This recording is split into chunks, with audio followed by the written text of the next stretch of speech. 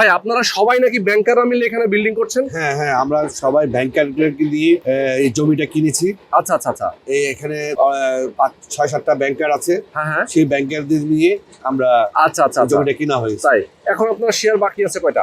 আমাদের শেয়ার বাকি আছে 6টা। 6টা শেয়ার বাকি আছে।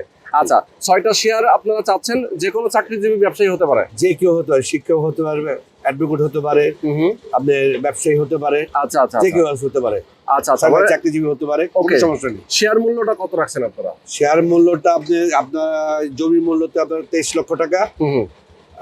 এটাই আমরা নির্ধারণ করেছি। আচ্ছা কিছু ডিসকাউন্ট দিবেন না?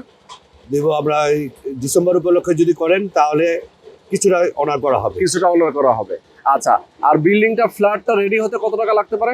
এইটা বিল্ডিংটা হতে জমির মূল্য বাদ দিয়ে আপনি 30 লক্ষ টাকা হয়ে যাবে। 30 লক্ষ টাকা। তাহলে জমির মূল্য সহ যদি ধরি ধরেন 50 থেকে 55। অথচ এই ফ্ল্যাটটার দাম আছে কত বর্তমানে?